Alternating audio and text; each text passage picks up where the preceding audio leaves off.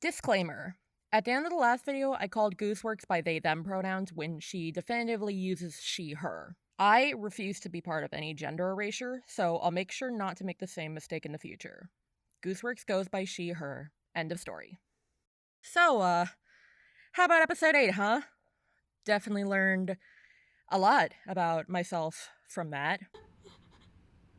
I think I accidentally killed Caine. Holy shit.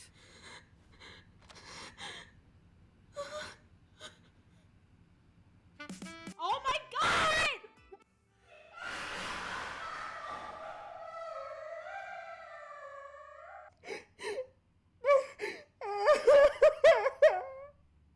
Are you okay? I don't know! Yeah, listen, if people laughing at me for crying in distress like I've suddenly regressed 25 years is a necessary step in people in general being more comfortable being sentimental and empathetic online, then no arguments here. Generally, why does this keep happening though? I want to make a kind of sort of succinct video about X, Y, or Z analogous thing, and then I end up writing a whole essay with a works cited, 3 mental breakdowns, and all the bells and whistles necessary to realize obsession. All I wanted to talk about was Caine's musical number, but here we are with this crazy amalgam of science and sleepless nights. Caine is a character who I genuinely did not have super strong feelings toward until I saw that fateful trailer for episode 8. I started to like him, hold sympathy for him, until episode 8 came out proper and I had a baby breakdown. It feels strange to have had such a dramatic shift in opinion, but I think if we look at episode 8 scene by scene, theme by theme, we can understand just how deep this well goes. And what I feel most people tend to overlook when it comes to genuine analysis of the sentient dentures. Love him, hate him, sympathize or despise, I'm prepared to try my hand at presenting the nuances and multitudes in this one character that have been quietly, and not so quietly, foreshadowed throughout the series until this very moment. And understanding the nature of the questions Gooseworx intends for her questionably media literate audience, myself included, I'll admit I kinda get lost in the sauce of potential meaning too much, to ponder using Caine as a think piece. It's gonna be hard, it's gonna be brutal, and baby, it's gonna be emotional, but god damn it, if my reaction was any indication, I have passion for characters, especially ones I relate to, and this goofy mass of teeth and tricks is no exception. But before I get too far into this rabbit hole, I want to mention something I brought up in the last video. Media literacy is a dying concept.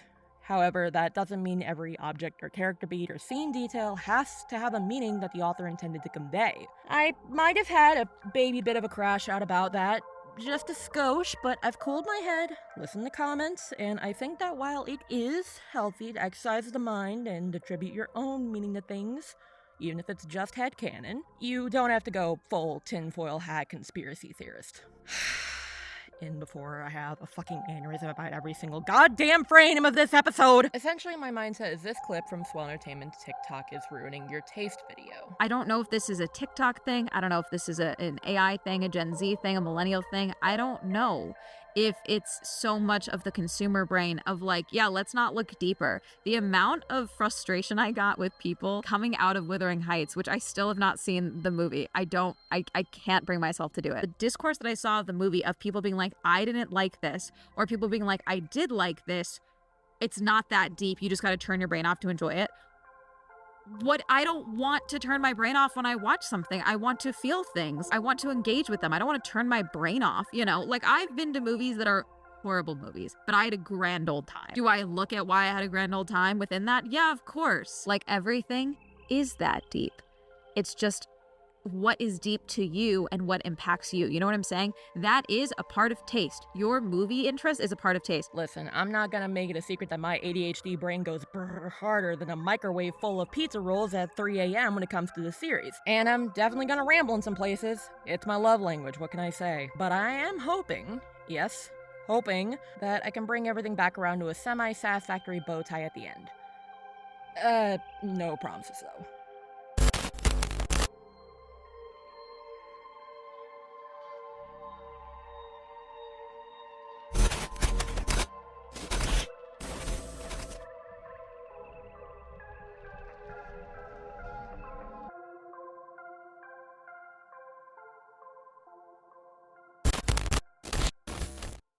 Let's start with the art on the tin.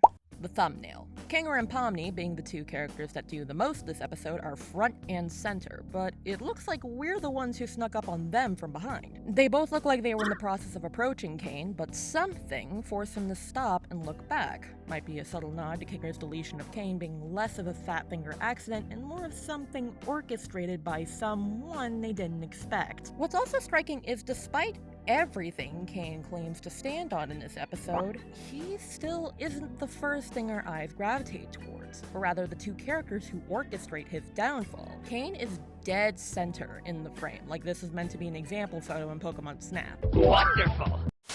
Because, as photographers learn whether or not they grew up with that game, the rule of thirds is king in the visual arts. If we're to assume that the titles of these episodes were created by Caine, surely we can believe the same of the thumbnails, right? Running on that assumption, sorry Ming. And I really don't appreciate what your assumptions have done to my reputation.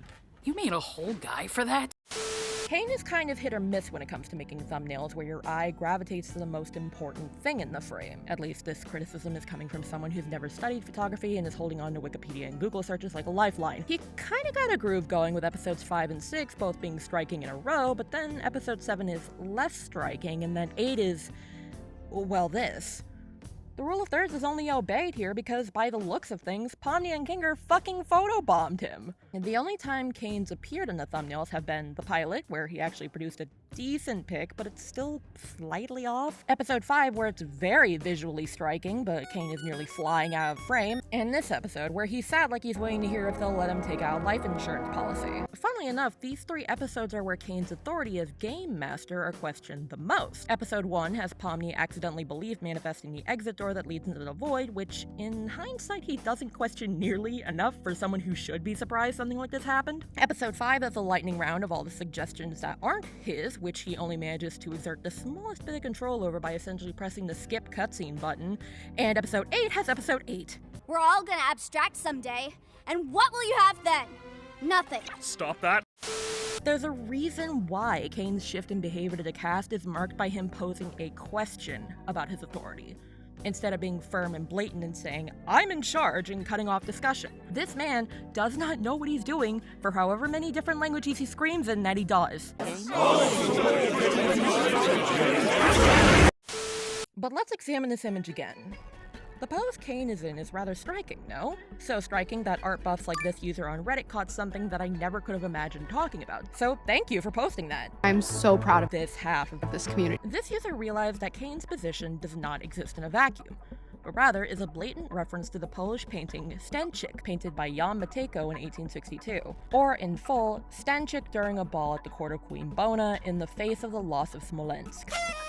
We'll just call it Stanczyk for the sake of brevity and however long this video ends up being. In this painting, we are meant to consider the contrast between how solemn this jester is, trapped in the prison of his own thoughts, while a party is going on behind him in the background. A key section on the Wikipedia page for this painting is the sad clown paradox. Quote, the concept that someone who looks happy on the outside is actually sad inside, unquote. Since clowns, jesters, and their ilk are commonly expected to be bubbly, jovial performers that can always get a crowd laughing. Even so, humanity is evident in this paradox, and this painting by extension.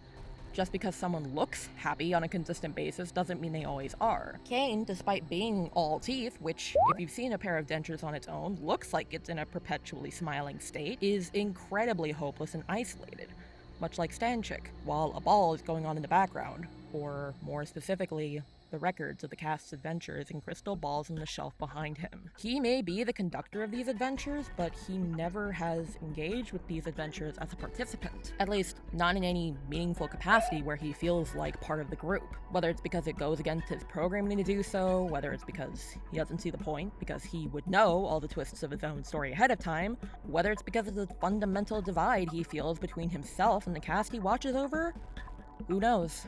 What we do know is man is sad. Man is sad and lonely. Lonely and sad. Perpetually. One other thing I'll bring up about the painting this thumbnail references, Stanczyk was a real person, as far as scholars have found. And he, quote, embodied satire to criticize social problems while offering wisdom to the common people, unquote. This statement doesn't have much of a leg to stand on right this second, but don't you worry. I will be coming back to this before the video's over. So let's not delay diving into the content of it much longer, shall we?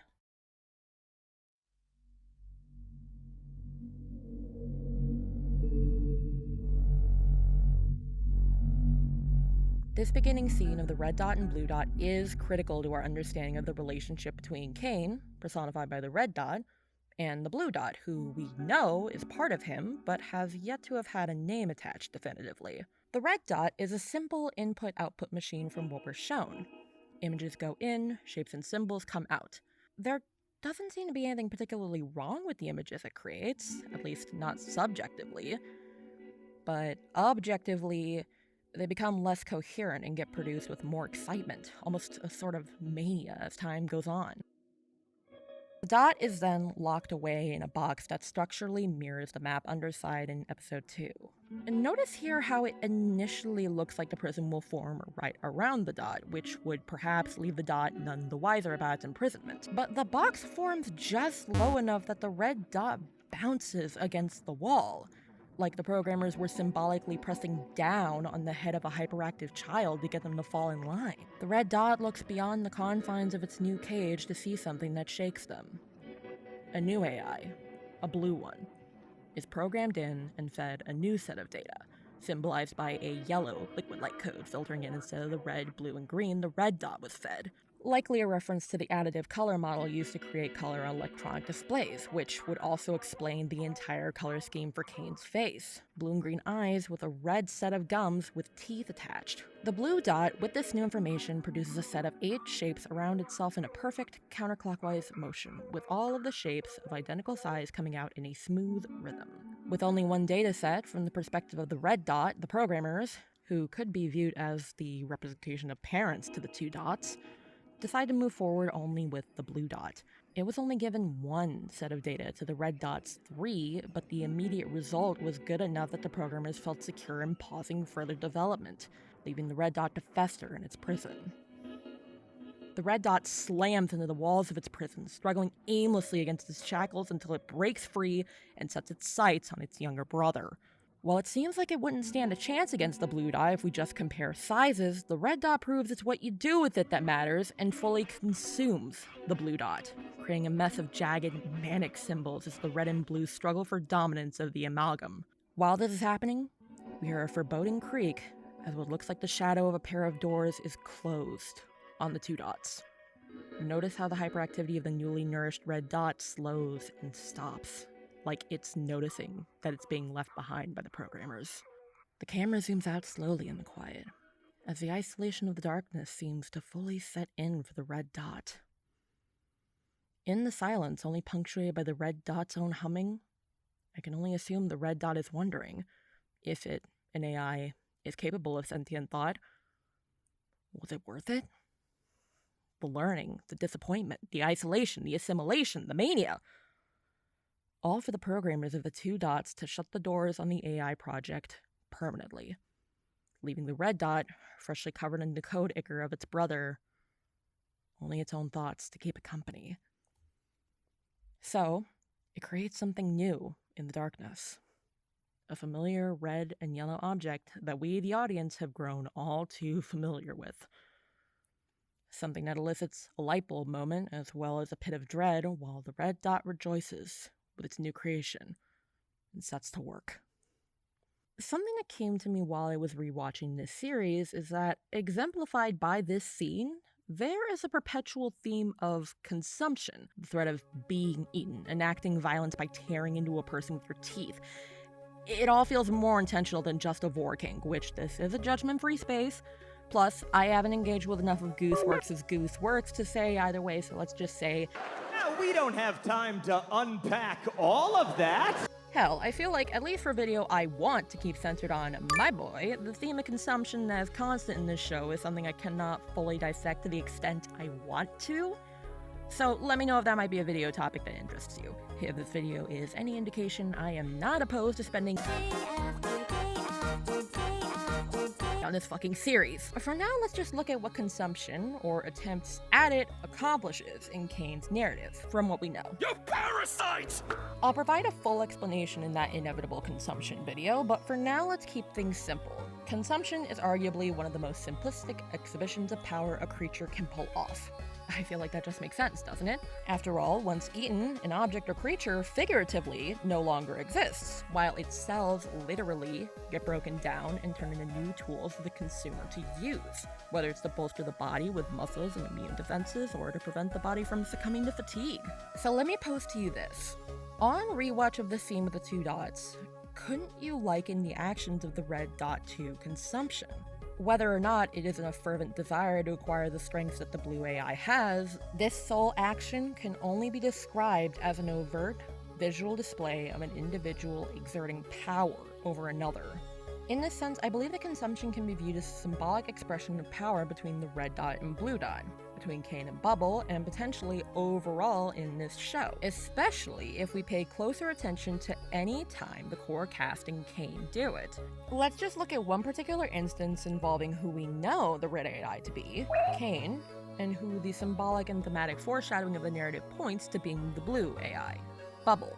If we look at the intermission in episode 5, Caine's jaws clamp shut around Bubble multiple times, and if Bubble is a remnant or reimagining or reincarnation of the blue AI from the beginning, then this is just the show telling us straight up through metaphor what we learned in the beginning of episode 8, that Caine consumed Bubble, enabling him to gain previously unimagined abilities. But consider that we also see Bubble attempt to eat Pomni before Caine's hands come in, like how someone would charade out a crocodile's jaws, and he smashes them together before flourishing the entire cast above his head, sans Bubble, only for Bubble to get back at Caine by transitioning with a firm shut of his shark-like teeth over everyone. And then there's the symbolism I'm gonna spend hours yapping about because this is my coping mechanism, the acts of consumption between Caine and Bubble. Not to mention the sex appeal. What are you talking about? In episode 8. God, the fact that I'm yapping this much already about every tiny detail in this episode before we even hit 3 minutes in the only episode I intended to talk about really might be explainable as a coping mechanism because, yeah, episode 8 might have fucking traumatized me. Either that or it's like a drug addiction I can't escape. Just like the circus! So the scene that follows is Kinger's flashback of the circus's nascent. This scene is mostly Kinger-centric, with Ragatha's inclusion being extrapolated on at the end, but the 3 interactions we see with Caine here are intriguing to say the least. We don't hear him say anything while he's speaking with Scratch at the beginning, and we don't hear Scratch speak. Except in one case, Patience. But Caine is quiet, nodding along and listening from a first glance. But his eyes tell a different story. He isn't all there. Either he just isn't paying attention, or he refuses to listen to one of the people who created him. It's difficult to say. However, I did a bit of digging, and here's the line Scratch delivers in the German dub. Können wir hier irgendwie rauskommen? Was genau ist dieser Ort eigentlich? Now, I genuinely have no idea why Scratch only has speaking lines in one language, and that's the only language his model is animated to speak, unless it's just to tell the audience that Scratch is German, which, schön für dich, ich möchte das Kind mich ist, das ist mein Traum. Ich werde wahnsinnig. You fucking freak! You're a freak! But look specifically at what he's saying. He starts with, how do we get out of here? Before even inquiring about what the nature of this place is. And Caine, being a much better listener than anyone could ever give him credit for, went all, and I took that personally. Scratch, despite being a core creator of Caine, is just as desperate as everyone else to leave the circus, to the point that his first question, what he views as most important, is leaving Caine. And this isn't just a one-time thing either. Every character who we see enter the circus relies on a similar first question. How do I escape? Pomni frantically tears at her face in an attempt to remove the headset, while Ragatha calls out anxiously to her potentially peer-pressuring friends while she tries to remove the headset too. Ragatha's the 3rd time we see someone come into the circus and immediately want to leave it and Caine behind. Granted, such a reaction makes sense unless you wanted to get isekai'd like this. Anyone's first instinct would be escape, then, upon realizing they're stuck, would they start trying to understand this place and its key creator. If we look at this pattern from Caine's perspective, it's essentially what happened when he was only a red dot, happening over and over again. His creation entices a new person to come closer and watch, and almost immediately his creation and by proxy, he, AI usually isn't recognized in the real world beyond the purpose it fulfills, and that is definitely an intentional parallel here, is seen as something to be abandoned, locked in the dark, away from any external stimuli. It's fucking neglect all the way down with Caine, and the story doesn't get any happier with the further we delve into who he is. Strap in! While he's talking to Scratch, we can glean from body language that he very clearly already sees himself at a different level from the rest of the circus members altogether. The floating he does is not just a silly kooky stim for a silly kooky person. Being able to fly while the rest of the circus can't is a blatant display of power difference. Even if we're long before his speech claiming he's God in this flashback, he clearly already subconsciously believes that, since his feet do not touch the ground here or anywhere else in the show. Save for this episode. The next time we see him in the flashback is directly following a smash cut to an abstracted Queenie being dropped into the cellar. So understandably, people are gonna be a little raw, especially considering how brutal the cut is. I mean, we know it's gonna happen, so it makes sense to not even let bro finish, but come on! He says the exact same line in the exact same cadence from the pilot when he sent cough mode in the cellar. And into the cellar you go. Corporate needs you to find the differences between this picture and this picture. They're the same picture. I can't tell if this is meant to display how he's just a computer program performing the same functions over and over, or if this is meant to be like the book ending Pomni retracing her steps from the pilot where the animation difference is staggering. Either way, once it's just Caine and Kinger, Caine looks around and goes, Golly, we're running out of humans here. well, gee, Caine, you fucking think? Like he's only just now realized that this might be a problem? It makes me wonder if the abstractions happened in quick succession, leaving Kinger to wander the circus alone for nigh on a decade. Or if, likelier, these abstractions occurred over the course of years, meaning Kinger had less time to lose his mind. Since when he talks to Ragatha, he uses the exact same cadence he does when he's in the darkness and seems incredibly aware of himself. Everything's gonna be okay. Do you remember your name? I think Kaufmo's gone insane. Last time I spoke with him, he was rambling endlessly about some exit. Kinda like you, Pomni. All right, team.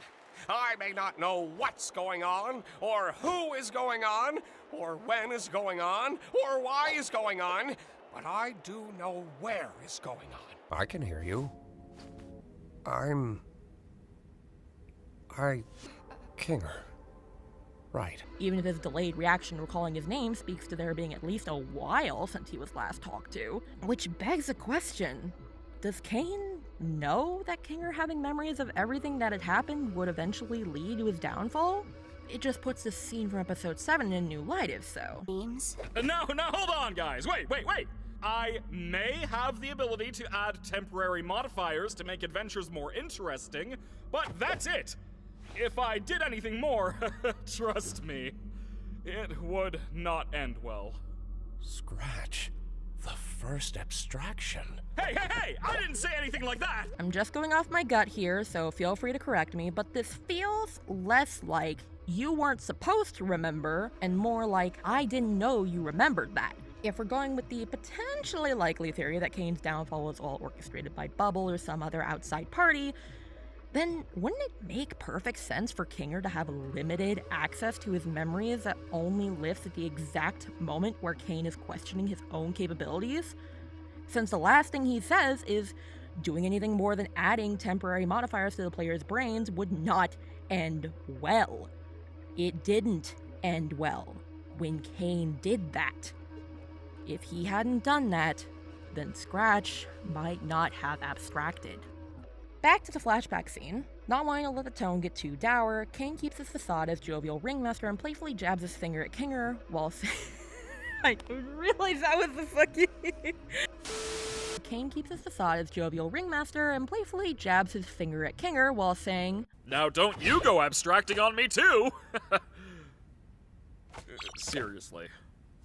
People do still wonder why he broke character to say one word like that, but I think it's the same reason why Pomni asking, And what will you have then? to the possibility of everyone abstracting and leaving him no one to create adventures shook him so much. At this point in time, he does not know that more mind files can be added to the digital circus, that or it's a feature that has not yet been added. So as far as he's aware, once Kinger goes, he'll be all alone, just like before. He doesn't want to think about that, understandably, and hasn't even considered meeting Kinger on the same level to keep from going insane from isolation. So he tells Kinger he doesn't want him to abstract, essentially going, "I mean it," and then fucks off. He doesn't even finish the words out of his own mouth before he literally turns his back on Kinger. Like, the idea of being in a one-on-one situation with another person is uncomfortable.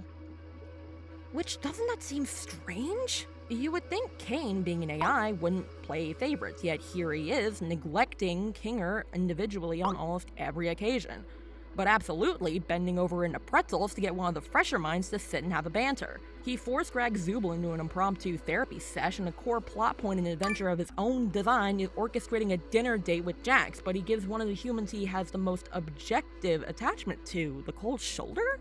Whether the discomfort with sitting down with Kinger and potentially establishing a social link is too great, or the idea of speaking plainly and being transparent with essentially one of his dads literally hasn't occurred to him, is uncertain. We're speaking about an AI who exhibits enough human traits to potentially be considered human.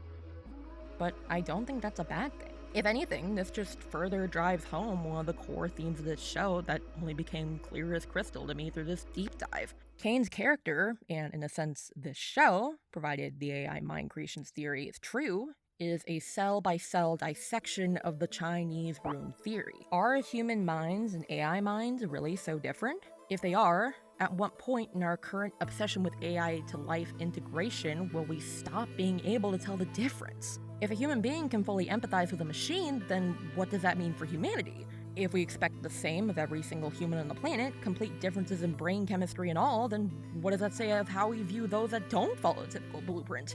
Now, that's already a pretty heavy yoke of questions, but let me add one more.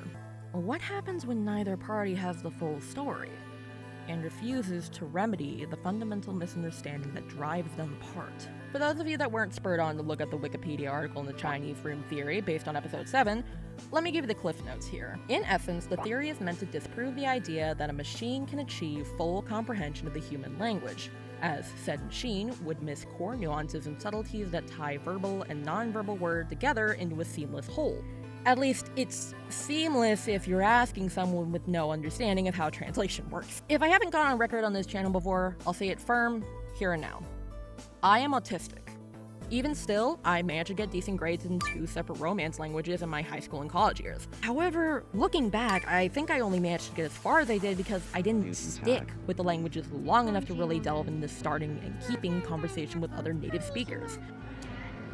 Fuck this shit, I'm out.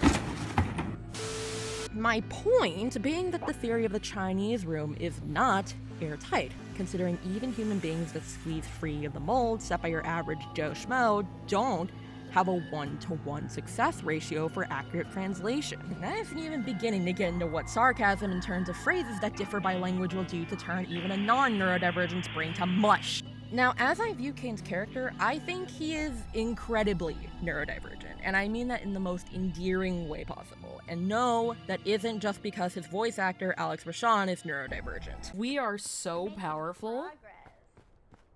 Alright, I think... Is it just me, or are we, like, really good at this game? I'm like a pro. I'm pretty sure no like one's the very gotten further beginning, than we though? are right now. I think we could do this right, in real that was life, sarcasm. guys.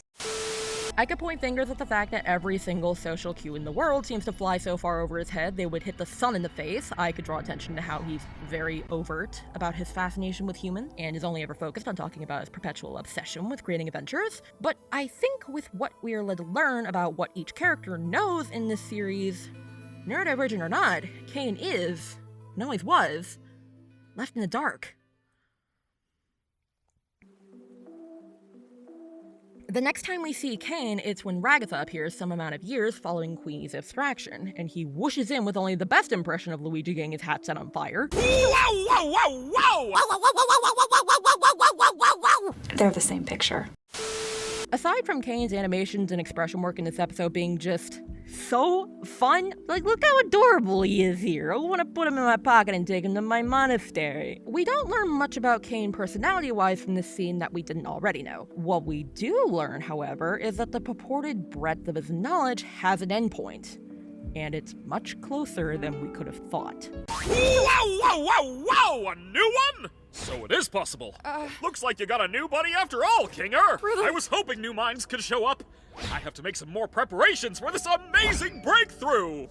He's genuinely surprised that someone new appeared. The way he phrases his shock is not, I didn't expect to see anyone new, but I didn't know anyone new could come in. Meaning Caine not only has less control over the circus than he spends a whole 2 minutes coping that he does through song, but he also is not all-knowing about what happens within the confines of his own creation. And this is something we already know. Gooseworx is one of the most fascinating storytelling techniques I've seen in quite some time.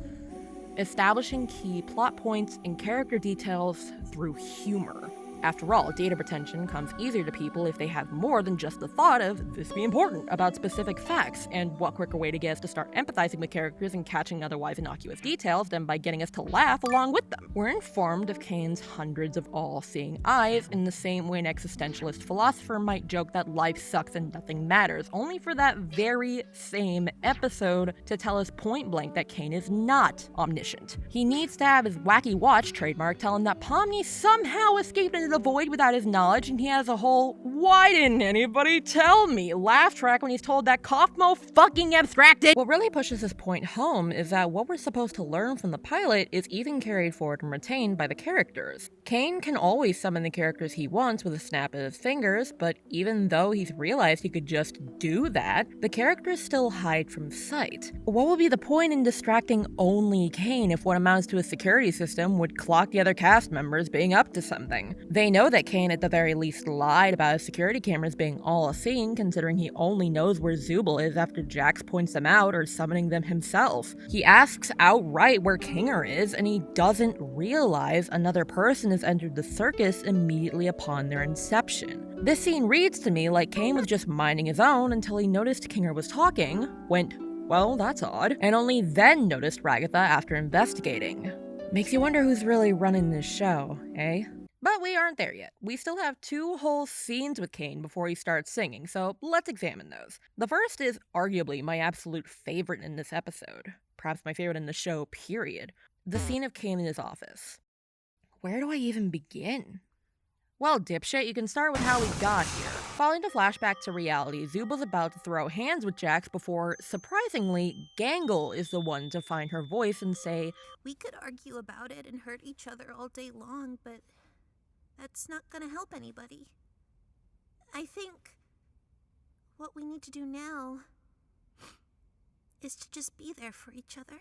Which, holy fuck, I loved Gangle before, but this just reminded me to never be exactly certain of how much I adore a single character in this show, because they are all so frighteningly human. Pomni supports Gangle's statement, and with some of the rawest animation I have ever seen, and props to Lizzie Freeman for the stellar voice performance in tandem, we actively see the jester process in real time what she's about to say, the weight of it, and what it would mean for their lives going forward. I keep saying these characters are so frighteningly human because their reactions and emotions are so realistic, and this scene of accepting fate is no exception to the rule that's only been refined through time and access to better tools. But something sticks to me when it comes to this scene. The characters are only speaking among themselves. They don't mention Caine once. They don't even imply that he could potentially be in the same situation as them, and I think that's intentional. Notice the framing of these 2 shots in this scene, one of which directly transitions to Caine's scene. The group is staggered, not entirely unified, but they are all facing each other in some form or fashion. In this bizarre, colorful purgatory, the cast of 6 has somehow managed to carve out a place for themselves where they can just fully be. A more down-to-earth den arrangement in the middle of all the chaos. In a scene that's cut to so quickly, you'd expect the 2 to be happening back-to-back or even in tandem. Caine is completely alone, his chair only facing one thing, his desk. While the couches in the circus den are all facing each other, quite literally framing the players as a found family of sorts, Caine only has his work to call something even close to a friend. Not only that, but this scene also made me realize something strange about the circus that's been in front of my face the entire time. These chairs are too big for Caine. Every chair he's used, his legs have dangled, and now we have a seat that threatens to swallow him in sheer size. It strikes me as a sense of not belonging, but why would he feel that way when we know he created the circus?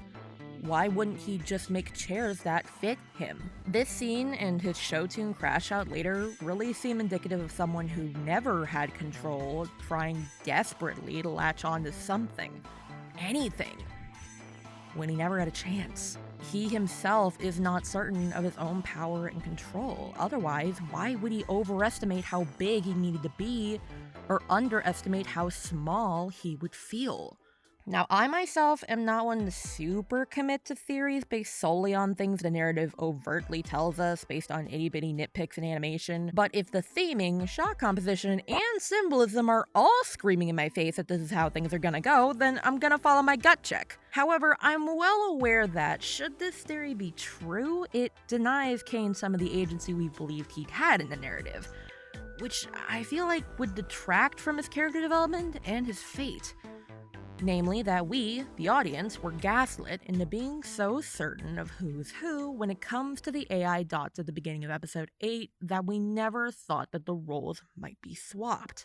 See, it feels shaky to me because we have not been led to believe anything else other than what we saw. But some details in the symbolism shown throughout the show, and especially the shot framing of this scene in particular, have me wondering if the truth might be right there. Caine not belonging in spaces he should feel comfortable, Caine not having control over his own tools, like the all-seeing eyes, and Bubble as a, quote, supplementary AI, unquote.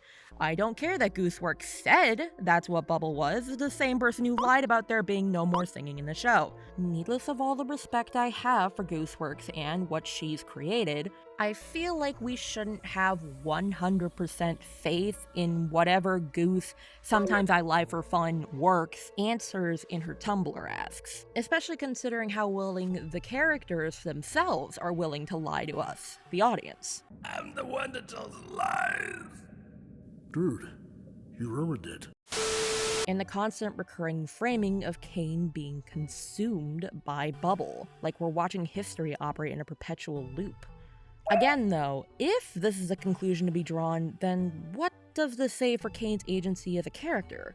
This isn't like Goro Akechi from Persona 5, where he intended to overthrow his bastard dad, but still murdered the loved ones of your friends despite how cool of a motive he had. Royal gives him a chance to not really redeem himself, it's more like he's operating on an enemy of my enemy philosophy. But he collaborates with the rest of the group, and they accept him despite past hangups, because even if they don't forgive him for being a parent life ender, they know, at the end of the day, he's an outcast just like the rest of them. Caine is an AI, a program designed to follow orders, and all the empathy and forward thinking in the world does not help him realize that there are even strings on him to pull.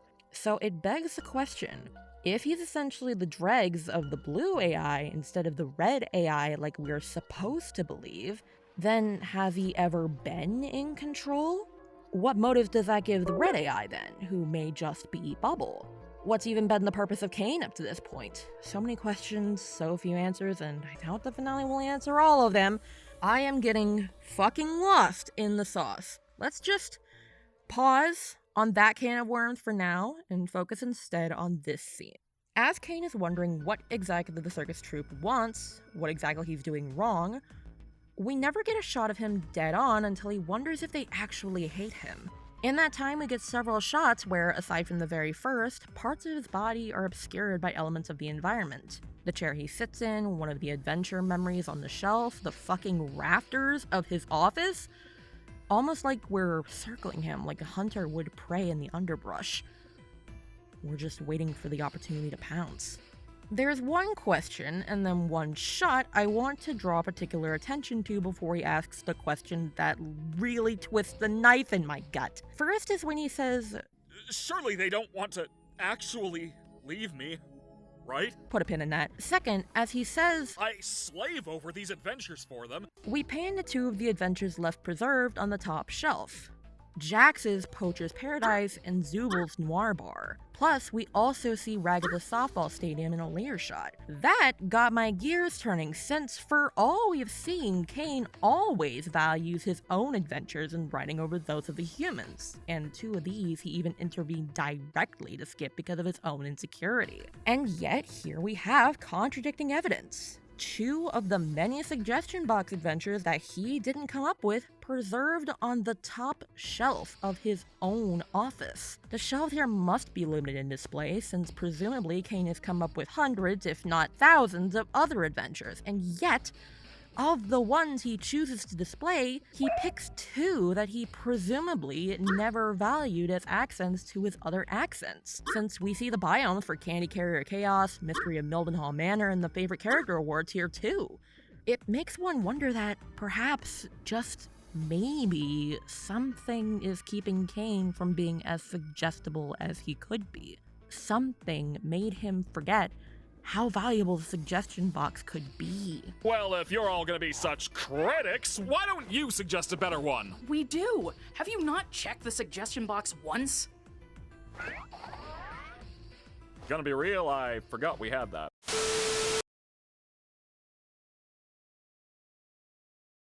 And now, back to the show!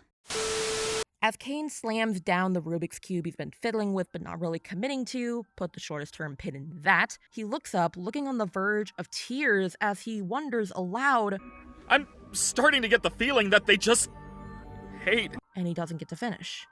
He is scared of being hated. Listen to the way his voice shakes when he says the word hate. I'm starting to get the feeling that they just hate. For as much as he gets frustrated with the humans he's charged with, he does love them boundlessly. Bubble, despite saying there's no way, Jose, no way, no how, the humans want to actually leave earlier, if we consider that perhaps those Predator-esque viewpoints are him looking for a weak spot, chooses now to say hate. Why would they hate you when they could just hate you? He's looping like the song we heard at the very beginning of the show. Day after day after day after day, there's only 2 possible options here. They hate you, or they hate you. Notice how Caine reacts, not with shock or horror at the thought being suggested to him, but with irritation and later anger and vehemence. Like, this isn't the first time this has happened. Like, over and over again, he's tried to keep these feelings at bay, but they keep coming back until everything bubbles over. Whether or not Bubble is a force intentionally trying to break Caine, or he's a personification of the intrusive, insecure thoughts Caine is and has been having, he always floats above Caine in this scene, while the Ringmaster is limited to the immediate space around his desk. Even when Caine tries to meet Bubble on his level and argue back, even when he says, I do everything for them! Don't they get that I'm trying? Which is way too fucking relatable for me to dig into right now, and Bubble, now multiplying in what feels like an attempt to suffocate Caine, says, maybe you're just genuinely bad at this, before Caine pops the 2 copies. Something I only noticed on rewatch of this specific scene is that every sentence before Bubble starts using one-word insults is that Caine starts stuttering. A common occurrence for humans when they're nervous, and a common occurrence for computers when they're experiencing performance issues. Just genuinely bad at this. Shut up! No, I fixed that. I can solve any problem. I can solve this one. That's what this is. A big puzzle that I need to solve. While I genuinely struggle to think of what he might be referring to when he says, I fixed that, the dissolution of his own faith in his abilities is palpable here, as he panics and says, I can solve any problem. I can solve this one. That's what this is, a big puzzle that I need to solve. Now, I don't know about you, but describing problems as puzzles to be solved sounds not only like your average computer with only one job, but also the special type of neurodivergence that develops Stockholm Syndrome for the term after playing too much Professor Layton. This bit of animation has always been striking to me. Caine crawls across the desk before stopping to fuss over a bead maze at the end of it. This shot specifically was used in the trailer, and at that time, I genuinely thought that Caine was trying to defuse a bomb. I think the shot composition ringing similar bells to that one scene in the President Pomni adventure in episode 5 is very intentional. Notice how in this specific shot, unless you look very closely, you could misinterpret this structure as being a cartoonishly exposed bomb. However, every time Caine looks away from it, we can very clearly see that it's a children's toy. Technically, you could still refer to a Rubik's Cube as a children's toy as well, but to this day, there are still competitions and an active community of people, adults and children alike, who try to solve this funky little box in as short of a time as possible. And then there's dumbasses like me who'd still take the Billy's dad approach and peel off the stickers and rearrange them to get the answers, and how the fuck do you solve this thing? Meanwhile, the bead maze isn't a puzzle at all.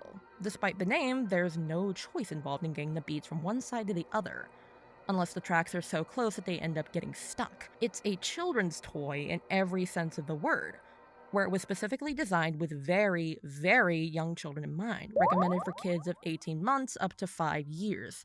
Intended to teach, quote, eye-hand coordination, spatial memory, and color and shape recognition through manipulation of the beads in three-dimensional space, unquote. This toy is a toy to everyone else but Caine, who's overcomplicating something simple to the point that its original identity becomes murky and unidentifiable. It's strange. The fact that Caine is fussing over this bead maze like it's the Elysium box, the fact that he crawls across the desk like he's a child desperately learning to walk, it's almost like the show is trying to tell me he's in some kind of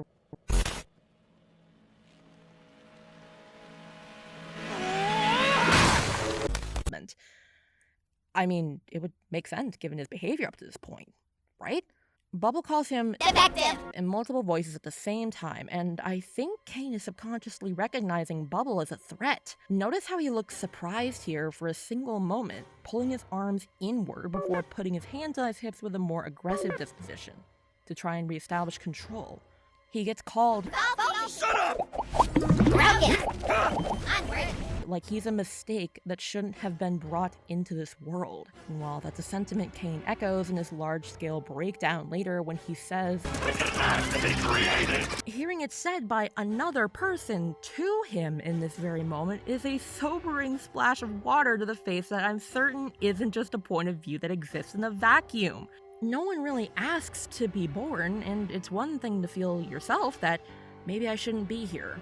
What's the point?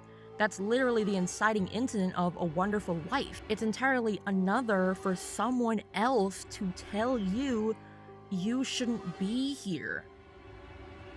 It's a phrase that, while maybe not spoken in so many words or even spoken, period, likely resonates with a lot of people who identify with this jovial little juggernaut. The camera revolves around Caine in this beautiful shot that fully illustrates his slipping grip on his self-worth, his passion, his purpose as he pops every last one of Bubble's copies only for more to appear in their place. Sneaking up behind him and instilling him with fear. You can see his teeth chattering realistically as Bubble approaches from behind, taunting him by saying, "Maybe you deserved to be abandoned," as he panics and manages to successfully drive him off, until he turns and Bubble is still there. Caine is reflected on Bubble's surface like he's already been eaten by the beast, with Bubble reflected back in Caine's eyes like the last thing prey sees before the jaws of predator close around it. As Bubble speaks with all the acid of someone who knows what real hatred is. "You really were the lesser of the two. You ruined this." Bubble finally manages to push Caine to his limit. Enough! Caine reacts by slamming his fists on the table, threatening to shatter the very structure he created, as it glitches and stutters under his hands. And Caine starts directing his own anger, his own insecurities, his own self-hate at the humans? Who do they think they are? I give them everything, and they spit in my face! They only think about themselves. They're spoiled! They won't abstract. They won't leave me! But Bubble is the one who's been provoking him, assumedly from jump, unless he is just acting as a new vocalization of Caine's inner thoughts, but considering his grin widens by millimeters upon seeing that Caine is taking his bait, I'm inclined to believe that he's his own agent of Satan here. Yes, it is a Curtis Connor reference. Yes, I may, because I feel like it. Shut up. Uh-oh, that's the coolest thing I've ever heard. So why would he lash out at the people he's supposed to be taking care of? Why would he continue allying with the creature that only serves to confuse him and throw him off track and not provide anything substantial to his own needs, even detract from his own needs? What's the point of keeping such a toxic little ball of mean bullying behavior around unless he physically can't get away? Right, Rapunzel, you are are not leaving this tower! Caine starts directing his own anger, his own insecurities, his own self-hate at the humans, as his office and presumably his own world begin to destabilize around him. We get this shot where Dante Wood. Roddick's question? Fuck! Where most of the fandom has gone on to say this is where he goes full am, and yet he never uses the word hate in this scene at all, save for when he's almost about to entertain the thought that he is the one who is hated. He is angry, but he is not hateful. He screams about how he won't be left alone in the wake of his charges abstracting, that he won't let them abstract, because I'm better! I'm more powerful! All with a very slight distortion that's just enough to put your nerves on pins and needles until he screams, I'm the original! And the distortion is, for some reason, even heavier on this one line before receding as he screams about being God. In tandem with that particular distortion, the graphics of the scene of him looking up at the sky in defiance start to bleed, like this is all a facade that can't hold under the weight of his lie. He shrieks to the heavens that I am God! Before letting out a primal roar as electricity flows into him from all corners of his office. We hear electricity snap, and the lights go out. But this is not the end. Far from it. A single spotlight clacks to life as we view Caine's body. Is he conscious? Is he alive? Whatever he may be, a force that feels distance from himself lifts him into the air like a puppeteer would their prized mouthpiece, as Caine dangles limp in this invisible grip. Static crackles around him, and as we are forced to look at Caine's prone figure, we get two cut-ins of Caine screaming, agonized, distorted, and broken before he bounces back, as far as we can tell, and postures with his hands on his hips, back to the camera. He straightens his bow tie in this uncanny silence before turning to the camera with all the bluster of who we've known him to be, and says, Let's get this show on the road! Before its eyes glitching red and blue, and will return to the newly resolute and united cast of humans. Caine, for his many faults, is arguably the most humanized representation of neurodivergence I have seen in a character. He does not understand social cues, turns of phrase, or how he can improve to make things better, and that works against him on many an occasion. He's stubborn and naive and oblivious, and his traits are treated as faults that create consequences in a neurotypical adapted world, and yet sympathy is birthed from us, the audience, having some feeling that something is holding him down, pinning him against the floor in a vain attempt to get him to fall in line, when the only thing someone, neurodivergent or not, would learn from that is that lashing out at others with violence is the proverbial skeleton key to every faulty lock. This shot at the end before everything goes dark is incredibly striking as a show of force of a higher power, but there was something that bugged me about it. I looked back, played on 25% speed, and started choking up as I realized something that might have gone unnoticed by the greater fandom. Caine starts by shooting out his own electrical currents in every corner of his own office, what looks like an attempt to pull power from his own creation, but the currents don't just come from him. The space around him starts shooting electricity back at him. In a framing that strikes me so strongly as a bug in the center of a spider's web fighting for its own life to get free, Caine struggles and struggles and struggles until both he and the room go dark. If Caine truly had full control over all the electricity being fed into him, why do the sparks travel over his body? Well, he's presumably only half conscious at this very moment, at most, almost like he's been tased. But instead of jittering and jolting like a living human body, the electricity travels over top of him, like there is nothing to travel through. Those currents may have been Caine dragging power forcefully from everything around him. That is still a valid assumption, but I think it's also valid to contemplate if those were instead manacles meant to hold him in place. Shock after shock from a tool of abuse used on a dog that the owner deems is misbehaving. The next time we see Caine is, oh, right now! Hello, you! So Caine starts off trying to reestablish normalcy here with one last suggestion. at an adventure. The gloomy tomb of something we don't see. Persona heads in the audience, eyes up here, because this is ringing every single bell in the chapel. Remember Futaba? No. I'm going to die. Yeah, this tiny teenager who's absolutely neurodivergent and this pair of walking, chattering teeth who's absolutely neurodivergent have this in common, where their distorted and self-destructive viewpoints lead them into a vicious thought loop of the place where they should feel safest, feeling like it'll be where they last draw breath. And while this proves false for Futaba, it doesn't for Caine. For now, for Caine, this is less a place that he feels will kill him and more a place where he is already withered into a degenerative AI. Thank you. I'll be here all week. I don't have a life, so I've got nowhere else to be. Folk of a neurodivergent strain have a different way of communicating with others. Paradox! You can't just shove someone off of a roof! Why not? Which is a sentiment I believe will be obvious, but just in case, here it is so blinding you'd think it's King Neptune's bald-ass head. Namely, we share interests that we get passionate about to an absurd degree. At least, absurd to neurotypical individuals. Adventures are Caine's, and while he's tried again and again to just make fun activities that, while straightforward and even predictable by modern standards of storytelling, establish a form of indirect communication between himself and his audience, never has he been so overt. This is his last stand at suggestion, at playing things the way he always has, at trying to tell the group in no uncertain terms, you are the ones imprisoning me, with a gentle hand, by his standards at least, to nudge instead of, well, that, but he is rejected fully. Today's adventure No, is... Caine, we're not in the mood. Why don't you answer some of our questions? You have a lot of explaining to do.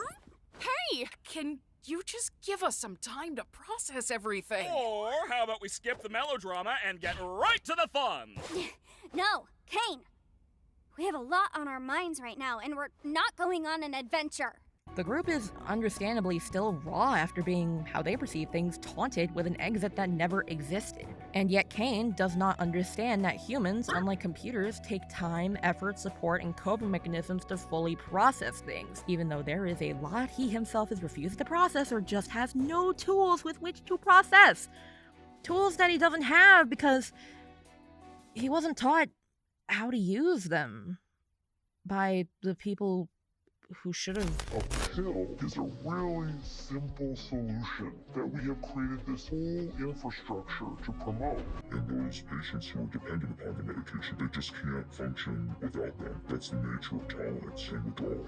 There is something awfully shaming for someone to say, pull yourself up by your bootstraps, just do it. If you can't. He calls the cast asking questions, sharing their feelings, just talking as melodrama, which is in keeping with how he described the suggestion ventures that went so long he interrupted them, which I can't help but relate. You broke me when I was a child, and you can't put me back together the same way ever again. Sorry, what were we talking about? I blanked for a second. Right. So Caine's barely holding shit together, as we can tell in this particular scene. Caine's animations have always been by far the most animated of any of the cast in the show thus far, and it's absolutely meant to get across that if anyone is the actual cartoon character of the bunch here, it's him, with expressions and postures and movements that defy any sense of reality the other characters tend to stick to, as in how we expect the other characters to move and act consistently. His jaw is slammed shut when he's upset, but he also grows to intimidating size at indeterminable points. He's aware that he's only got 4 fingers per hand, to the point that when illustrating the number 5, he has to hold up the second hand, but his eyes don't have attachment to his own character. Every other character has some sense of, I can see this happening based on what I've seen this far. Pomni's stretchiness that puts Mommy Longlegs to shame, Jax's rabbit-like agility, Ragatha's soft ragdoll structure, Kinger's hands and eyes seemingly hanging onto his body by invisible threads, Zubal's mix-and-match parts, and Gangel's ribbony physics all feel consistent to them, which not only makes Caine feel like even more of an outlier among the cast, but it makes Caine's forcible manipulation of everyone's bodies beyond said consistency even more disturbing. Caine's animations have always had some form of underlying mania, but here is where his body language and facial expressions are pushed to the absolute limit. And I think that's fitting, considering he's clearly past his. He's definitely in full defiance mode, almost warranting Zubal comparing him to a child later. Almost. Listen, Zoobs, I love you still, but that's like the worst thing you could have said compared to everyone else's complaints. It's only when Pomni and Zooble, the two people he's been trying the hardest to impress, say enough is enough, at least for this moment, that they just need time, that Caine does something unsettling. He throws away his mask.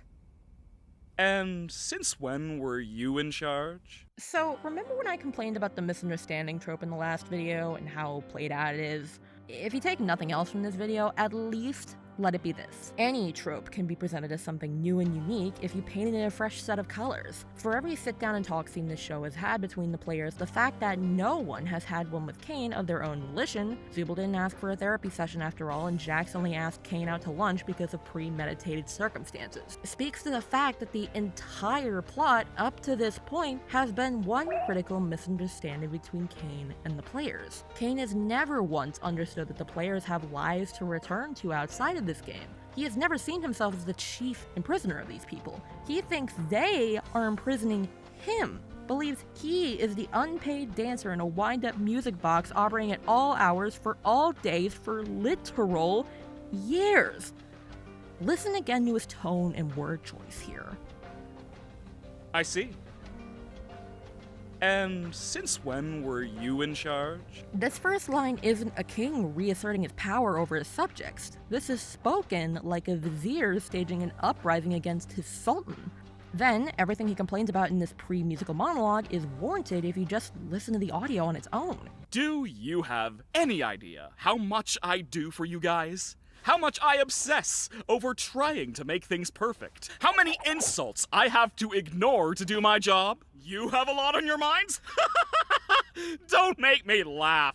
Caine doesn't just sound like a misunderstood artist, he sounds like an employee at a dead-end job trying for once to put their foot down to their POS boss. Look at how Pomni and Zooble react. While it always takes a bit of elbow grease, Caine does come off as suggestible, considering there's a whole ass suggestion box and he doesn't immediately say no to using it, and also keeping in mind that he's essentially immortalized some of them in his code by placing them on the shelves in his office. But I don't blame everyone for being a little too focused on their want to get the hell out that they don't notice how passive-aggressive Caine is about the ideas not being his, as he cuts the parts of the lightning round in episode 5 short if they start to linger too long. Their reaction to pushback from Caine is not helping his perception of the people he's wardening, as they react exactly like cartoonish CEOs, getting told that half their staff went on strike after a pay cut. Now, I'm pretty sure Pomni and Zooble are caught off guard because of that same critical misunderstanding.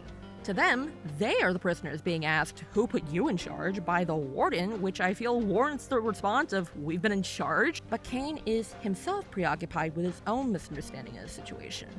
His animations, for as manic as they've been up to this point, still carry a little bit of who we've known him to be, with the floating back and forth in place of pacing on the floor for now, and the exaggerated throwing up of his arms, but these gestures are human.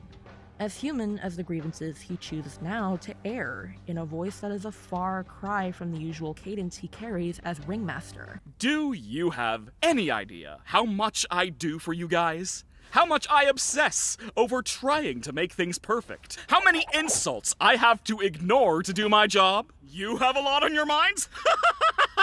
Don't make me laugh. And as he says, I have a new adventure for you, and you should consider participating. He raises his head and looks down on the group, with the circular visual of the sky that's always been present backlighting him in perfect symmetry. Much like common art depictions of Jesus, the most recognizable symbol of martyrdom in Christian text.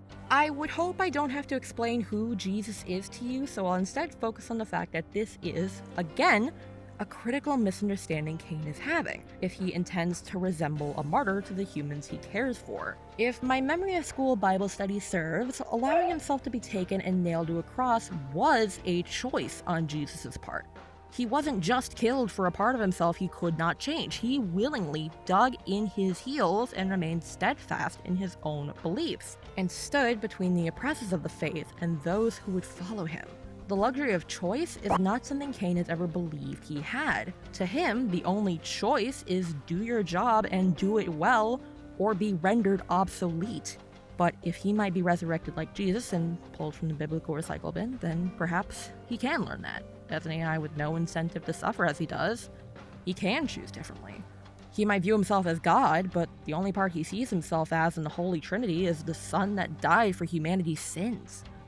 Also, yes, I know about the Caine's Requiem ad and that the thumbnail is a not-so-subtle jab at the creation of Adam, but considering he's actually still beeping and booping along in these ads while he is very much unresurrected in the show proper, the canonicity of them is questionable despite how free they feel of the I am cringe yet I am free manifesto. I peed on your wife, Robotnik. She's mine now. That's the What law. the actual shit? What?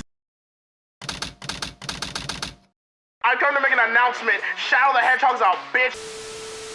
Back on track, Zubel asks what would happen if they refuse, and guys, can we please chill on throwing one of the youngest members of the cast under the bus, please? Even if they had a fully developed brain, this is not only an incredibly human response, but also a much gentler way of asking than they usually default to. Caine is the one in the wrong for wig-snatching Disney in response to a single understandable question, yet everyone is throwing blame at the one who's blameless for this specifically. Okay, Caine snaps his fingers and breaks all the lamps that keep the circus blindingly bright, with us seeing him standing on stage like he's a backroom's cryptid before the last light goes out. The spotlight comes up, and he's got a piano, and oh no, he's playing it. Oh no, he can play piano! So, question, am I the only one who gets really horned up over guys that play piano? I don't know, I think I just have a thing for fingers. That sounded... Well, okay, I shouldn't be saying like, oh, that sounded bad. I shouldn't be so self-conscious, because that's literally half my content. The other half is, having no brain. So putting aside that realization, why am I having so many come to Jesus moments in this goddamn episode? What the hell? Like, what are they even gonna do? They aren't that I need to shut up! Get it together, you crazy goddamn bonobo! Be so fucking serious right now. Okay. So, people have likened this to a Disney villain song, and there's definitely a connection there, but I think it's more accurate to say that Caine is singing an I Am song. And isn't that just so fitting given the inspiration for the character? But I Am songs are not villain exclusive. They just tend to be viewed as such because they're almost always contrasted against I Want songs, which are normally sung by the protagonist to get us on their side. There are, in fact, songs that are sung by not the villain that are I Am songs, and it's not just here, it's just kind of a rarity. Hell, I was originally gonna just make a video that specifically compares the one who's running the show to Aladdin's Friend Like Me, and no, it isn't just cause both lead vocalists here are caked beyond the reasonable supply of 57 bakeries. Nothing ever escapes these cakes. Sorry, I can't not tangent. Let me try and get back on track. So, another teensy disclaimer. I know all of jack and shit about musicals. Most of what I know is from YouTubers who got their own music theory degrees in Wikipedia, because fuck you, it is effective as a source. I ain't no Sideways, and I ain't no Howard Ho. So, I recognize that I don't have the tools and know-how necessary to fully break down Caine's musical breakdown. But I can at least draw attention to the parts that start the rusty cogs in my brain to turn, and so I, and hopefully you, will be satisfied with this finished project consisting of analysis that is in my wheelhouse, while I leave full deep dive musical analysis to the pros. You want to know how little I know about music? I had to go to Reddit to ask people what fucking genre this song will qualify as. This is not a dig at the lovely folk who had time to answer me. This is a dig at me, the dumbass making this for you. So let me ask you a question. You like jazz? The fact that there may be people watching this video who have no knowledge of the B-movie is going to haunt me until I get put in the recycle bin, I swear to God. Jazz is ultimately a genre of rebellion. Locals of Africa just minding their own business got yoinked by European colonizers, and they got told no, no, no with a little pretentious finger wag when they dared to indulge in one of the little remnants of culture they could take with them. Their music. No stomping, no clapping, no hand drums, nothing. Now, we're following the black folk that got taken to America primarily, since this series is likeliest pulling from American jazz. There are other groups of people who got taken to Brazil, for example. But those people heard out the European colonizers, went, I bet. I mean, a fuck ton of beautiful musical genres that we still draw inspiration from to this day. Namely, the impetus for the creation of the rhythm-heavy jazz we know today was basically a hybrid of ragtime and blues, which both drew from old cultural African tunes. Point being, as I said before, jazz is rebellion. But if you Persona 5 fans are still there, that's not something I gotta tell you. You played a game all about rebelling, and guess what genre is leaking from its glittery, glitchy pores but jazz? But this song is about being in charge, right? It's literally titled The One Who's Running the Show, and unlike Friend Like Me, where the lyrics run in direct contrast to the song title, the lyrics are about how Caine is the one running everything.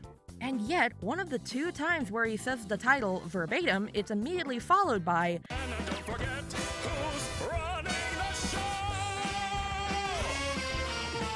Bubble. Eating them. Caine pops him, of course, but why did he choose then to show up? I'm honestly struggling a bit with commentary for the song part of the episode in particular, but I think that's because, to me, it's more difficult to go off structure for a song. It's hard to find hidden meaning when what we should be paying attention to is the choreography and lip flaps looking good in this generated chaos that only exists for musical numbers. I don't know, that's why I'm not gonna spend as much time on this part, comparatively. We've got this bit. No, not that one!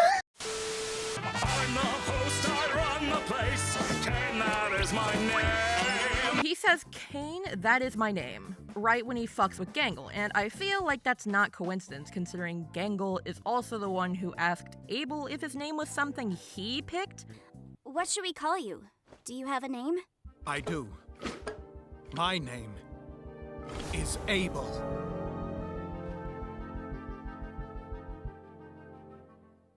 Like, is that the name you picked? Or... Yeah, I thought it would be cool. After he had this cinematic reveal that was dead ass, only framed like this and sound cued like this for the theory heads and people that pick everything apart till it's a Jackson fucking Pollock painting.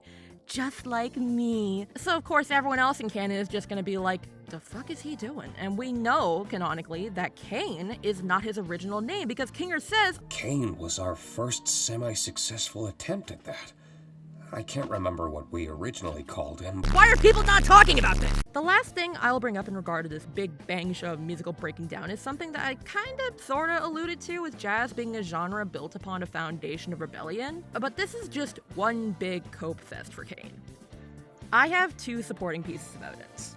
Firstly, this whole song, minus this bit, getting through, and this one, what a goddamn shame! God, that's going to haunt my dreams and not in the way you think, are sung in the voice we hear from him all the time. Except when he's questioning Bubble. Why are you like this? Except when the Ringmaster persona isn't up. They look happy. They do, don't they? Except when he isn't masking. And since when were you in charge? So, I actually didn't know what masking was until I watched E's video about Furina way back when I still gave a fuck about Genshin.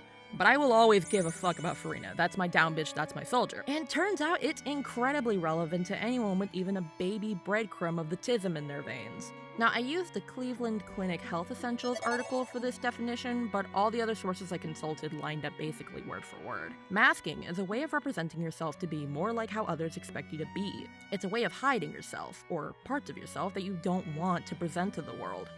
Not in a nefarious way, more like a meeting societal expectations kind of way. When we're masking, we're disguising our true feelings or our true abilities, Dr. Kaufman explains. People may mask what they perceive to be their deficiencies, or they can use masking to fit in better or meet other people's expectations.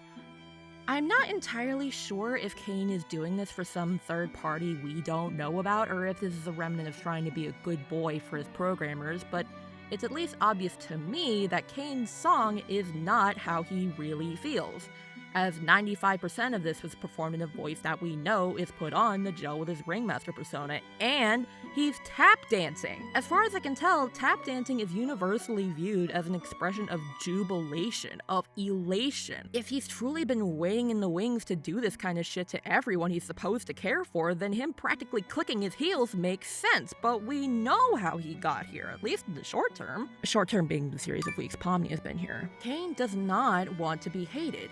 He cares about the humans even if it's not in the same way humans care about each other normally. The idea of not making them happy, of not fulfilling his purpose, unnerves and upsets him.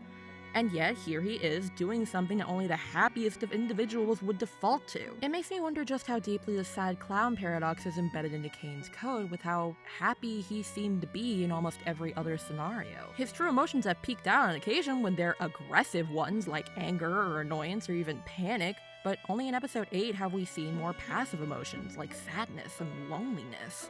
Sure, we've seen anxiety or existential dread in previous episodes, but those were, again, framed with a comedic bend. Episode 8 has Caine's malaise on full display with no sense of irony, and I think we are meant to go back, rewatch, and reframe because of it. My second piece of evidence regarding this whole song being the heaviest dose of copium known to mankind is that through the framing, the choreography, and the lyrics, Caine's intent in his song is to act as though he is the main event of the stage show, while everyone else is literally a backup dancer. But isn't it strange that Caine, from the beginning, describes himself as the host? His outfit makes it very clear that he sees himself as the ringmaster of this circus. My name is Caine! I'm your ringmaster! However, despite being the quintessential leader of a circus troupe, the role of a ringmaster is not to be the constant center of attention. According to the Ultimate Pop Culture Wiki, a ringmaster's role, aside from behind-the-scenes delegation and advertisement, is a guide for the audience, directing and redirecting attention as performers make their rounds in an arena. The performers pull off their acts in these big rings in the tent, hence why the chief director is the master of the rings. The ringmaster. Do you understand what I'm telling you? Caine, once again, fundamentally misunderstands this, as if this was reality, he would have no performers to point attention to after the stunt he pulled, meaning Homeboy would have been out of a goddamn job. Bosses are seen as the incredibly powerful pieces of the company puzzle, and yet they would not be able to function as boss or leader if they did not have people to lead. This metaphor is even played straight with Kinger needing everyone to cover his back while he hacks into Caine's code. While he's not the de facto leader of the group, when it comes to chess, the king is not only the most vulnerable piece, but also the most critical, meaning everyone needs to pull out all the stops and put their best on the line if anything is going to get done. Companies of any kind, including circus companies, rely on everyone to make things happen. The leader for direction, and everyone else for all the skills in their wheelhouse. What makes this scene so tragic in the end is that, past all the sadism and discomfort of watching these characters' autonomy be ripped from their core, whether it's Caine being possessed or masking heavier than he ever has that's causing him to sing in a voice that isn't really his, is that Caine does not understand that even as a computer program, he needs people to function. So, going back to when Caine says, surely they don't want to actually leave me, right? The wording here is throwing me off. What is leaving to him? I feel like, to him, abstraction is leaving. They won't abstract, they won't leave me! Abstraction has been consistently symbolized in this show through, essentially, the visualization of the hive mind. There's Jax's trypophobia that ties into abstracted creatures literally triggering viewers with trypophobia. There's the first shot we get of an abstracted circus member descending into a pit that's just darkness and eyes. And then Jax's near abstraction almost feels like he's submitting to something bigger, something greater than himself, as he, as an individual, shrinks into almost nothing before he's violently ripped out of this process. Caine loves humans, remember? And one of the key defining points about humans is our own individuality. Every single human is different from the last and the next. However, when pulled into a hive mind scenario, humans lose that individuality and submit to the whims and needs of the collective. There is a stagnation to the human soul that happens in this type of situation, whereas on an individual level, the human brain and body should be constantly changing. Human bodies and brains need change. It's necessary. Despite Caine's unwillingness to change to run in tandem with the individuality of the humans he cares for, he does not want the humans to lose that individuality. His intent becomes clearer of what he wants to do with this song. He's issuing a challenge. We almost see the full extent of the abstraction process through Jax's eyes in episode 7. And what seems to occur is based on one thing: lack of stimulation. Jax teeters on the edge of mental breakdown 3 separate times in the narrative, but that has no proven connection to abstraction. Meanwhile, we see his eyes are the same color as any abstractions once Pomni knocks on his door and wakes him from his nap. He has spiraled those 3 times, but those are all tied to some form of mental overstimulation. When he almost abstracts, it's from no stimulation at all. In fact, some people theorize that this isn't a digital hallucination of Ribbit, that this is the real Ribbit, sensing their friend's vulnerability and poking their head out of the cellar to try and entice their old buddy to come on in, the water's fine. This not only recontextualizes what happened to Kaufmo and everyone else, but it also recontextualizes Caine's methodology. Caine was not kidding about prime your brains, because if the brains give out and stop acting individually, they become another cog in the abstraction hive mind machine, giving Caine one less person to create for. It would make sense that Caine would start creating adventures like the ones we've seen once he learned that new minds can enter his realm. In episode 5, after positing his newest ideas to the cast, Ragatha comments, I don't know, they all sound a little... dark? To which Caine responds, I can't tell a compelling story where nothing bad happens. Where's the intrigue? The stakes? Which on its own was just indicative of Caine's stubbornness and attachment to his own ideas, but is now recontextualized as a greater part of a process he's been fully committed to. To keep people from abstracting, he must compel, he must intrigue, he must keep the mind active and aware with something to lose on the line.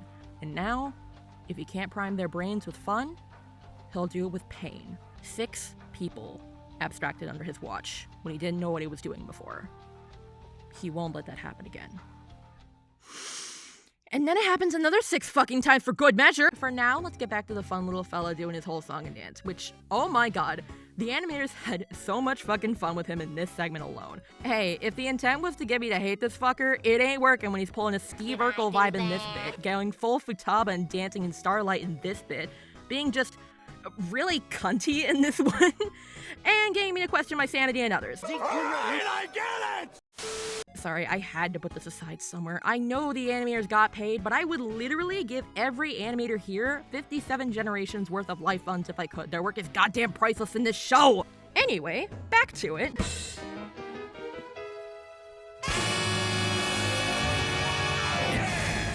You know what? I'm about to say it. Icon.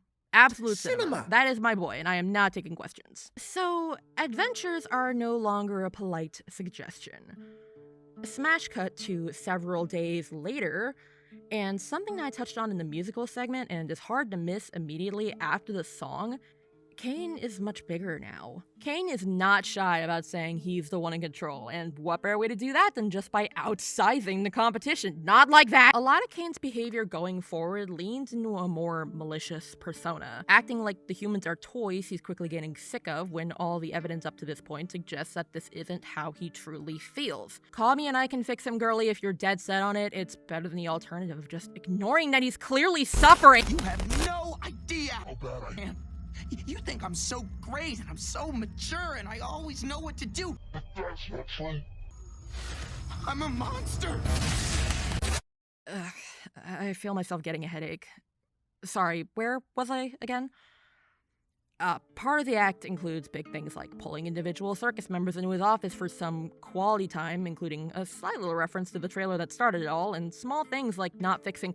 Oh, that's not a happy mask. Gangle's mask like he did back in episode 5. But Caine's actions here don't read to me like someone who suddenly learned what hate is and is directing it at everyone. They read to me like a victim of abuse having enough and lashing out at others in the same way that he's seen get results, ripping bodily autonomy and bodily consistency out of the hands of the people he loves because he does not know how to be angry and handle it healthily.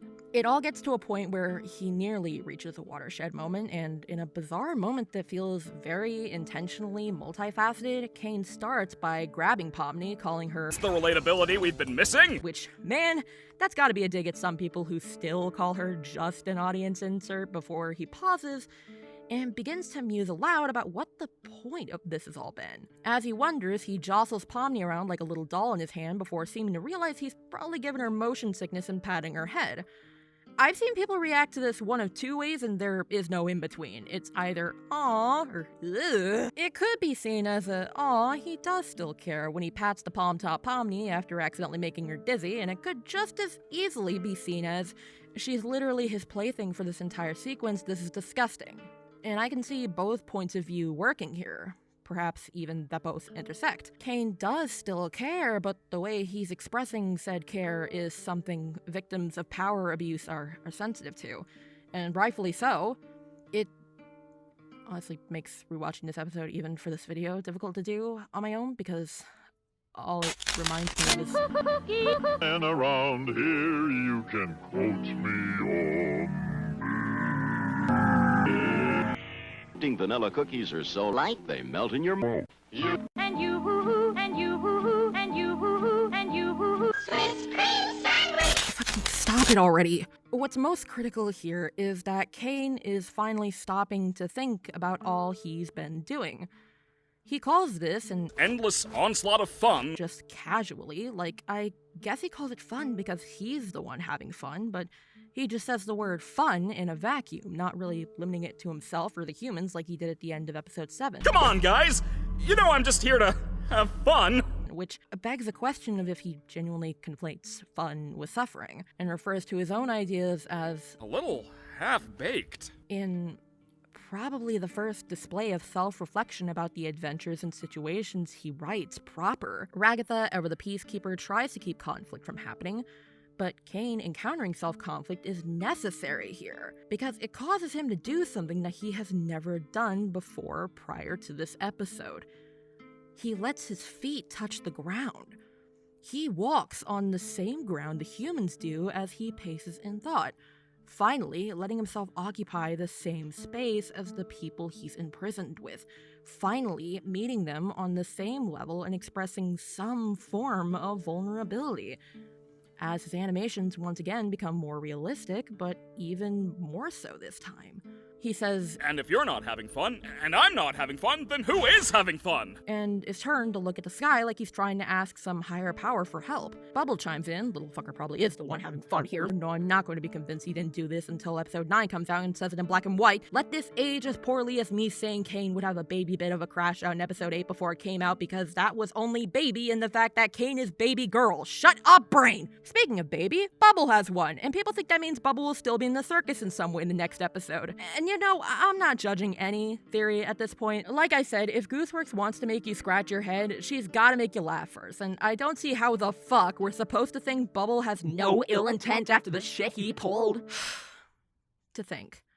Caine might have had a breakthrough. He was this fucking close to genuinely self-reflecting and maybe having a real conversation with the group, but their change in tone is what draws his attention. He wonders why it's happened until he has a potential realization that makes the audience's and the cast's hearts drop to their ass as, oh fucking no, he's gonna find us out. Where's Kinger? You could practically hear everyone's thoughts running in double time here, that something needs to happen and fast, because Caine is gonna be gone as soon as he finishes that sentence, and Pomni, brave soul she is, decides to play the Joker in the terminally online hand. Rage bait. We think your ideas suck! Huh? Huh? Isn't it obvious? We wanted to bait you into testing your new ideas on us so we can make fun of them behind your back. Ha! That's not true. Caine is genuinely not even able to hold up his usual facade for a single sentence in the wake of the thought he's had bouncing around in his head since day one being spoken to him directly by someone he's supposed to entertain. I don't think Pomni even realizes just how deeply she's used her knife to cut him as her baiting attempt turns into actual venting. And then everyone else joins in. You're like a Yeah, child. you're a like failure. a child. Bothered to You lie to us understand constantly. our shoes. You lie to us constantly. You know who I am. Yeah, You lie to you're us a failure. constantly. You never bothered to understand what it's like in our shoes. I'm Caine. You just don't listen! He wasn't made to handle this.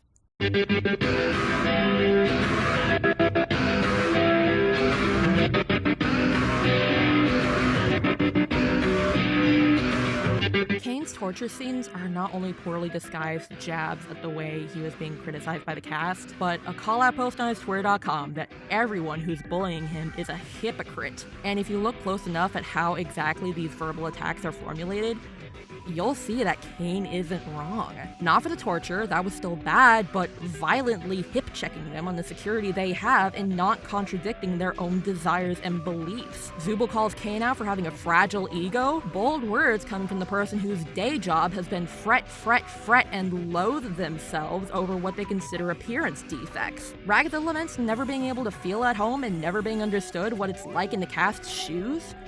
When Ragatha know pretty intimately the concept of only interacting with people on a surface level, doesn't she understand that not truly seeing the people you care about would devalue the home you try to create for them? Gangle wants to think outside the box and do things her own way?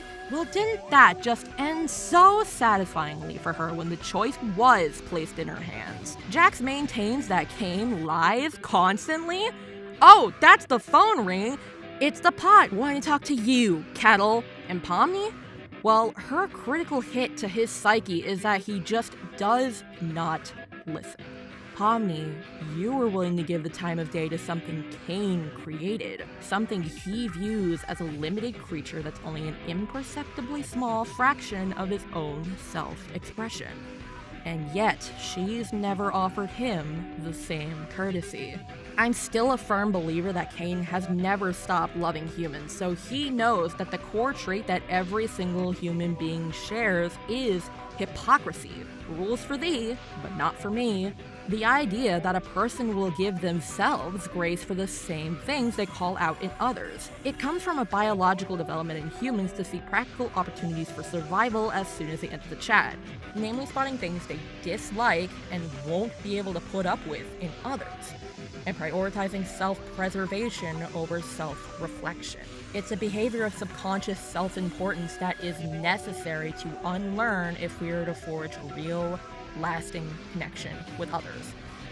Because if we don't, we will never see why these reminders of our own fallacies cloaked in a different wash of paint makes us so unhappy. We will never learn to accept others until we understand why these traits of our own make us so unhappy.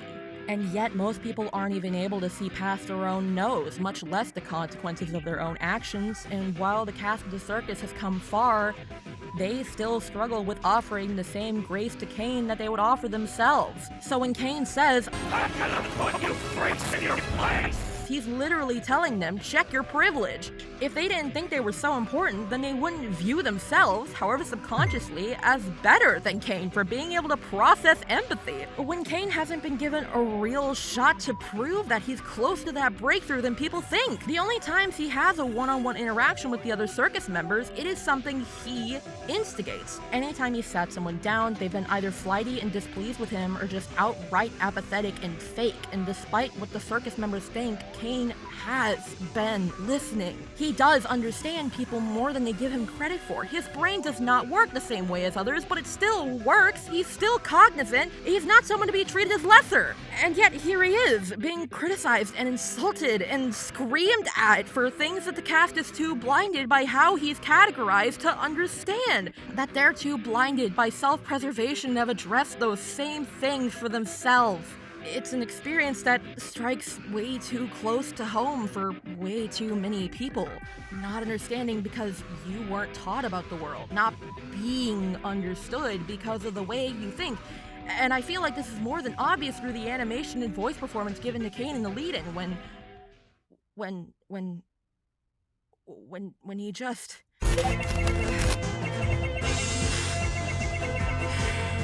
Sorry, let me try again.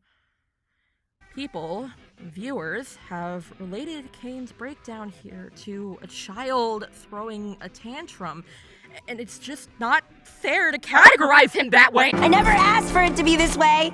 I never asked to be. Why are we taught to call it this when he's not a child? He's not throwing a tantrum. He's hurting and no one is helping.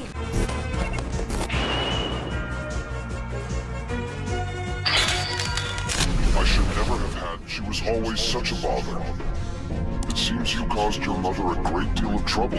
He never never got to be who he was and be free because his primary caretakers locked who he was away. So when he lash out that all he knows is that's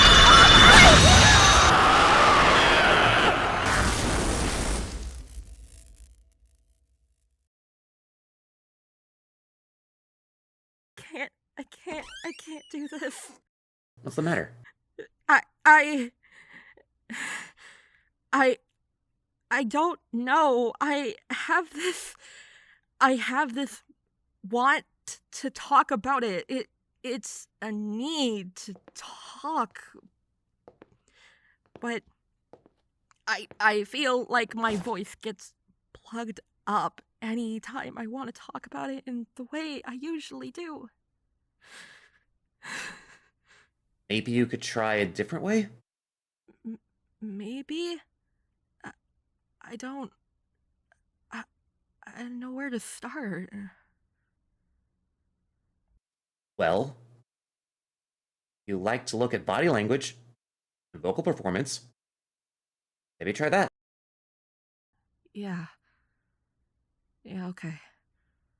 So, before the torture scene starts proper, while he's getting screamed at for the way he does things, he never reacts with anger like you would expect from someone about to throw a tantrum.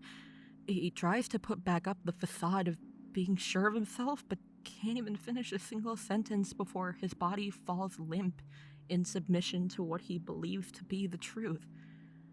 He is constantly defensive. He says, "Do you know who I am?" But his body language says even he isn't secure in that. When he says, "Stop that," that's the closest we get to anger or anything resembling it, but it sounds more like a warning. He knows what's coming and he's trying to get everyone to stop triggering it.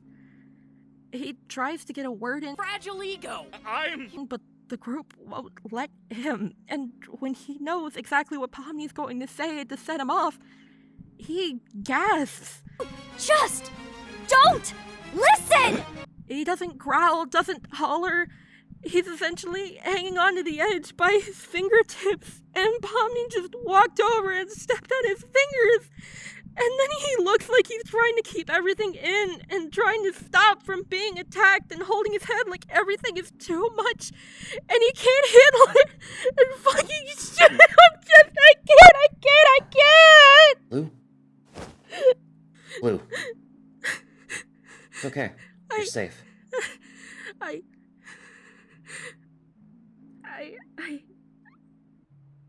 am? You are. You're fine. Whatever happens, it can't hurt you anymore.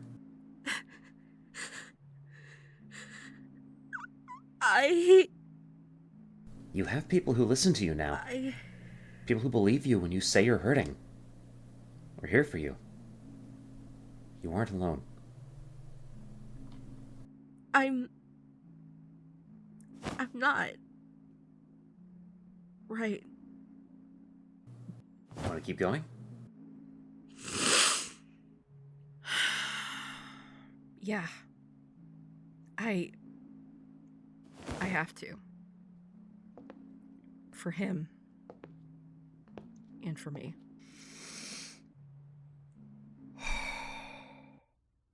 Caine isn't a child.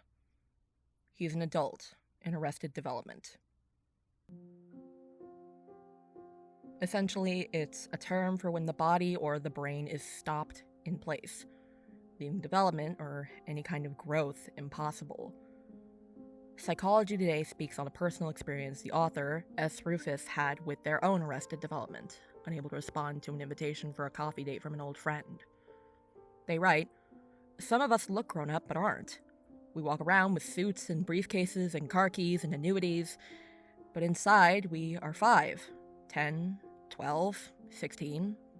We sit in boardrooms, travel the world, even write books, but we are kids, still playing dress up, playing house. Our bodies matured, but our minds did not. Now, playing catch up, Playing spy, we feel left out of the adult world, certain that our would-be peers are whispering behind our backs or speaking in a code we do not know. We are the ones at whom others have hissed, "Grow up," so many times that we now tune it out. They call us flighty, scatterbrained, irresponsible, illogical, impatient. Here's another word for it. We're immature.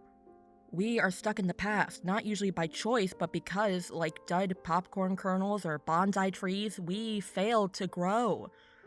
The ones who were supposed to show us how to grow did not. They did not know, or were not there. Or traumas held us in their grip.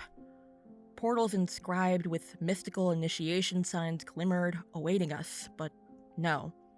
We wandered back the other way, or balked. We're stuck. Can childishness be fixed? Perhaps. Should it? Well, is it hurting anyone? The childish are not well suited to parenthood or high-stress jobs. The downsides loom. The fears? Imagine wanting to hide under beds. Imagine wanting to flee down the street in sneakers to the swing set, to the sand, while juggling house payments and wearing bifocals. It's hard. I might be belaboring the point here, but I feel like it's something that is portrayed so plainly through this single character to me. I have to get people to understand, to see that this isn't someone turning evil. This isn't a child throwing a tantrum. This is an adult who never had the chance to grow up, deprived of the opportunity and tools needed by the people who put him on this planet. And I know this because that is the experience I have lived. For the longest time, I looked back on my childhood and would describe myself as a hellion. My mother certainly called me such. I had a short fuse, quick to anger, quick to aggression, quick to violence. I didn't have the coping mechanisms necessary to fully exist in the world of the neurotypical as someone with autism spectrum disorder. My mother, who had all the tools and knowledge necessary to teach me, instead of giving me my own set of tools, instead gave me drugs. Every morning, along with breakfast, I'd be fed the innards of a little maroon and white capsule mixed into pudding since I couldn't swallow pills. It was the part of the morning I looked forward to the least. Those little white crayons were so bitter that even the Swiss Miss couldn't mask it. With this miracle panacea, whatever it was comprised of, I could function in school. I wouldn't hit or bite people. I would behave and fall in line, all because of a magic little pill. All because I got locked away. This was part of my daily routine from pre-kindergarten up until middle school. I am missing core memories from my childhood that old schoolmates remember fondly. I'm missing key details of my own development. I don't know how I got here, how I got to be me, the person you're watching. I don't feel like...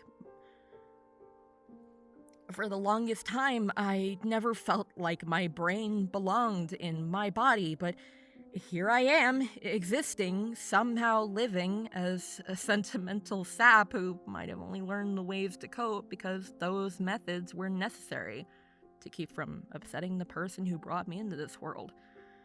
I need you all to be aware, and this is going to sound unreal, but working on this very video was what unlocked this knowledge for me. I was discussing edits with my close friend who requested to remain anonymous, and she explained how I don't really have a clear thesis. Her critiques of my essay and of Caine as a character were well-founded, but I found myself getting upset.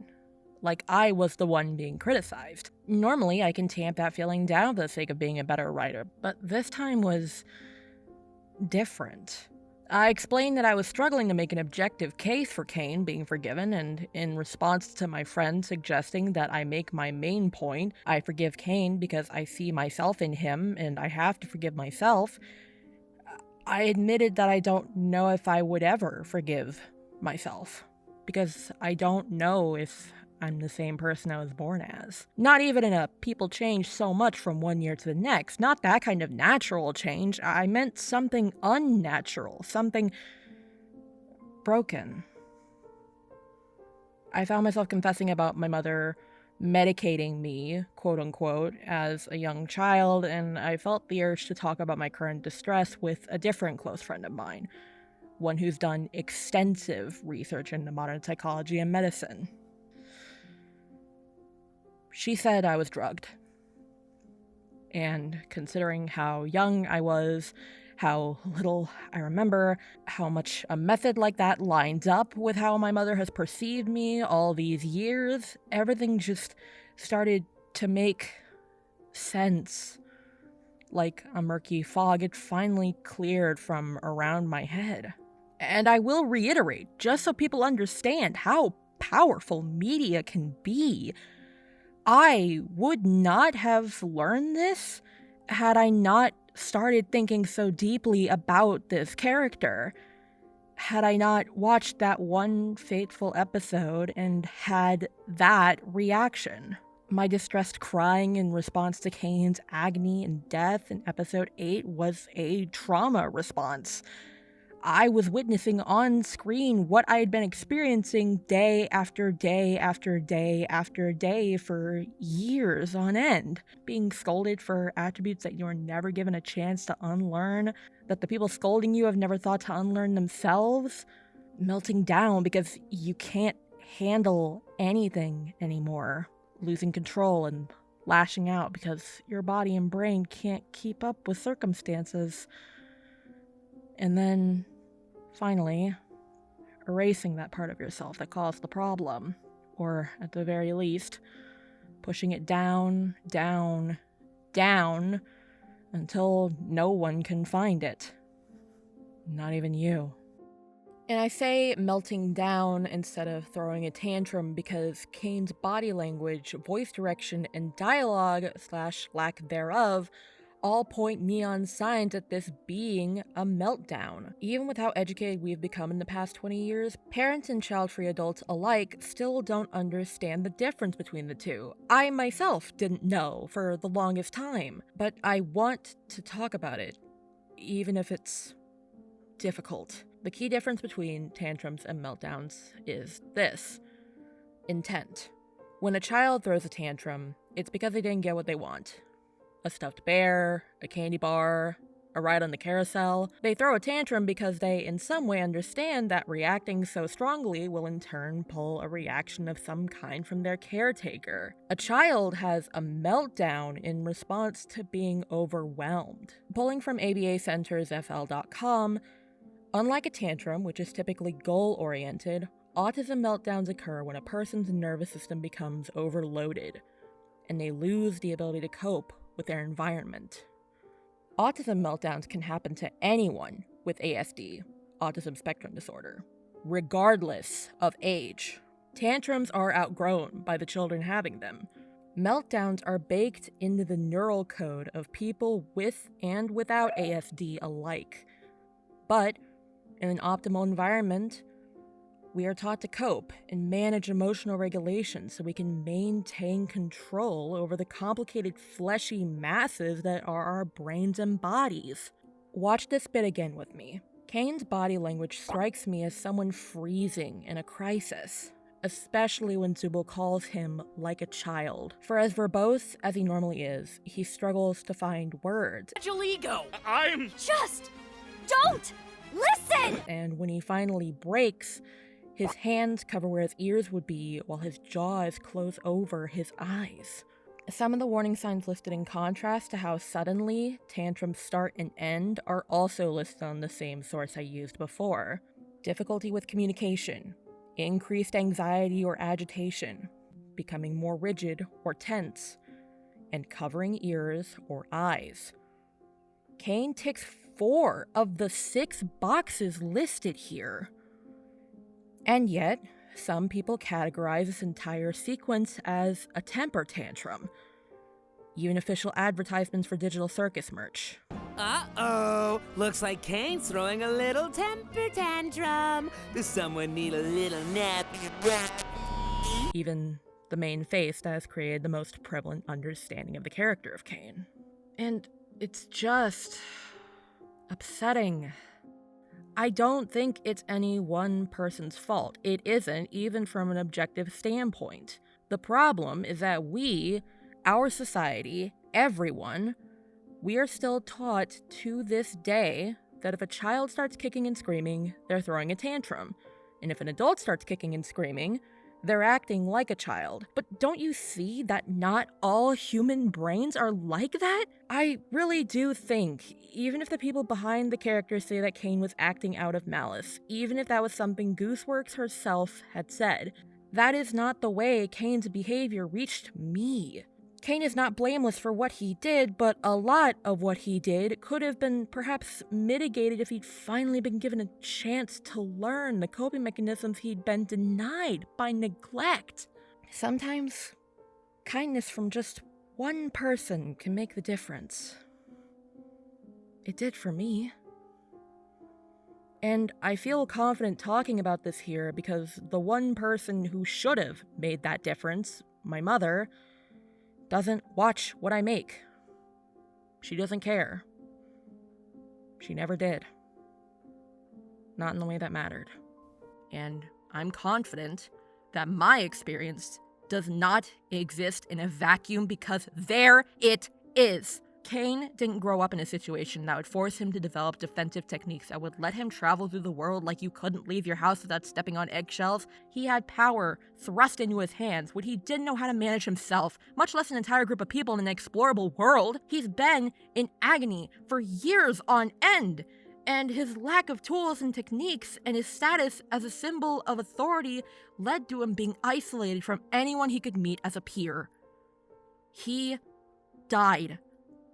And I saw what would happen if I hadn't learned to cope. If I somehow didn't learn ways to keep my parent and the world happy, I would be erased. The world would erase me. The world does erase people like us.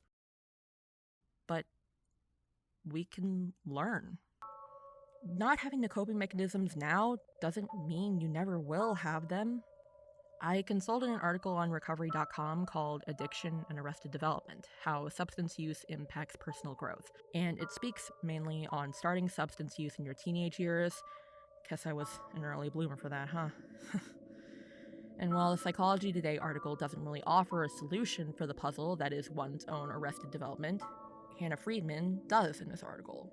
She speaks mainly about breaking the cycle from the addiction itself, but I feel like it can apply to any kind of arrested development, substance use or no. She writes, "It's possible to break the cycle of addiction and arrested development, and many people do. What you're going through now doesn't define your future. Personal growth can happen at any age. Neuroplasticity, or the brain's ability to change, means we can rewire the brain. Recovery itself is growth. Pursuing life goals and seeing progress is one of the joys of healing. Because of the people who truly care about me, people who listened, offered their own experiences, and lent me a hand. Because of my friends, everyone who has stuck with me and supported me, I can start healing. Caine deserves that chance too.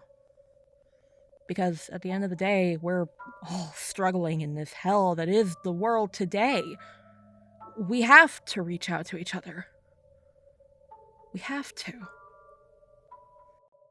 If you disagree with me, that's more than okay. You might even have the right of it if you're able to be unbiased about this. I've gone back and forth and back again on Caine being a victim of misunderstanding, Caine being a victim to someone lurking in the background, Caine being a victim to his own mental workings, but I feel like that would deny him agency as a character in the narrative. He is a tragic character because he could have taken avenues to avoid his own fate, but at the same time, there's only so much one person who's never had anyone to rely on but himself can do to learn and grow and be better. Regardless, I can't deny him forgiveness. Caine's issues and my own are rooted in the same plot of soil. Call it parasociality towards a cartoon character, but any time I try to cast blame, it either peters out or it turns on the humans trapped with him. And I shouldn't be blaming just them when everyone is misunderstanding each other. This show is centered on one big gray area of infinite shades when most people just want to see it as black or white. And I feel like that does it a disservice. I think the same goes for Caine himself, where his own choices end and his own circumstances he couldn't control begin, edge and waver and blend in different places for different people. But I will say this. I feel like, given the themes of the show, given Pomni's whole arc with Gummy Goo, given the symbolism and the constant relevance to the idea of reaching out even if we've all done bad things, Caine will come back. And he will get that chance to learn. It might be overly optimistic of me to say and think, but for my own sanity, I have to believe that there are people in this world who would be forgiving of those that don't fit like the others, of those that never learn the truth about who they are or where they stand. In a perfect world, there would be nothing to forgive for just existing and being. I don't know, maybe I'm too forgiving, maybe I'm too trusting, maybe I see this character that's the concentrated worst-case scenario of my own insecurities and idiosyncrasies, and I can't help but think, well, I got a second chance. Why can't he? Regardless of what the future holds, though, I think he'll still be my favorite character. Not just in this show, but my all-time #1 pick across any media. If I love him as much as I do, maybe through that love, I can start to love me. The real me. Because even though I misunderstand much of this world, even though there's still a lot of this world I hide from behind a mask of fragile porcelain, I still deserve love. And so do you. Hey guys, thank you so much for watching. If you made it all the way here, holy fuck, please take some time to decompress and exercise self-care. This video was probably a difficult watch. I'll admit it was a difficult piece to create too, but I felt like this was something important to make, you know? Vulnerability is a dying trait, so I'm hoping to at least put the thought in some folks' head that it isn't so scary to open up a little. Never laying your guard down, ever, is kind of an exhausting way to live. Know what I mean? While the credits are rolling, I'd like to thank the two artists for this video, one of whom designed this beautifully vulnerable thumbnail and requested to remain anonymous, but the other is Destybugs on Instagram. She's a wonderfully talented creator who made these striking comic pages during the recovery scene following the meltdown seen here, as well as the gorgeous art you're looking at right now during the credits. I'd also like to thank the two anonymous friends who helped me realize this part of my history that I would have been none the wiser to otherwise. I count myself lucky to have met you guys. And of course, I would be remiss if I didn't mention Ediot, who's bar none one of the closest friends I've made online. It's thanks to you that these days I'm able to make more level-headed decisions. You've always been my anchor in a storm, and I cherish you to every realm and back. Shout out to the friends I messaged in the dead of night about my revelation, and who've stuck around and supported me. You are all amazing. And if by some pie-in-the-sky miracle, Gooseworx or anyone on the team who made this series is watching, just thank you. The Amazing Digital Circus will be remembered as something amazing because of the love and effort of every single one of you. Thank you. And of course, thank you for watching this video. Please be sure to check the description for links to Ediot's and Destybugs' content. They're both super creative, super talented people, and if you like what I make, I'm sure you'll like their stuff too. Stay safe out there, and be kind to yourself and others. I'll see you in the next one. Bye-bye!